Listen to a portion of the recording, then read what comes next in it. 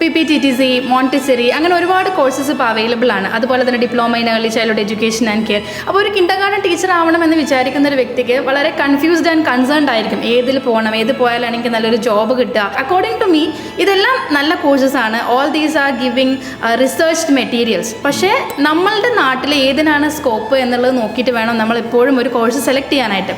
ഇപ്പോൾ Montessori philosophy പറയുകയാണെന്നുണ്ടെങ്കിൽ Montessori is an amazing philosophy actually. Okay, ആ ഫിലോസഫിക്കകത്ത് മറിയ മോണ്ടിസറി പറഞ്ഞിട്ടുള്ള കാര്യങ്ങളെല്ലാം it is a structured curriculum. നമുക്കതിനകത്ത് ഫ്ലെക്സിബിൾ ആവാൻ കഴിയില്ല. മറിയ മോണ്ടിസറി എന്ത് പറഞ്ഞിട്ടുണ്ടോ ആ കാര്യങ്ങൾ നമ്മൾ അതുപോലെ തന്നെ ഫോളോ ചെയ്യുക. And it is an amazing curriculum.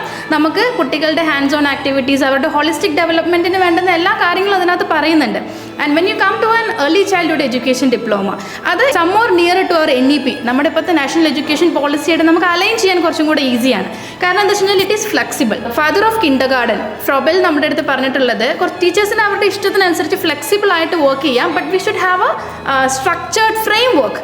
അപ്പോൾ എനിക്ക് തോന്നുന്നു നമ്മുടെ ഒരു ഇന്ത്യൻ എഡ്യൂക്കേഷൻ സിസ്റ്റത്തിനെ വെച്ച് നോക്കുമ്പോൾ നമ്മളുടെ ഇപ്പോഴത്തെ ഒരു CBSE കരിക്കുലം അല്ലെങ്കിൽ ഇന്ത്യയിലുള്ള ഒരു കരിക്കുലം എന്ന് പറഞ്ഞു കഴിഞ്ഞാൽ ഇറ്റ് ഈസ് വാസ്റ്റ്. CBSE ഉണ്ട്, IGCSE ഉണ്ട്, IB ഉണ്ട്.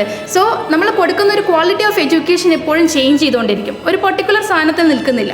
സോ അങ്ങനെ ഒരു സിസ്റ്റത്തിലേക്ക് കുട്ടികൾ പോകാനിരിക്കുമ്പോൾ എപ്പോഴും അക്കോർഡിംഗ് ടു മീ നമ്മളൊരു early childhood diploma in like ECEC ഒക്കെയാണ് ചെയ്യുന്നതെങ്കിൽ ടീച്ചേഴ്സ് കുറച്ചും കൂടെ കംഫർട്ടബിൾ ആയിരിക്കും when they go to a kindergarten class room.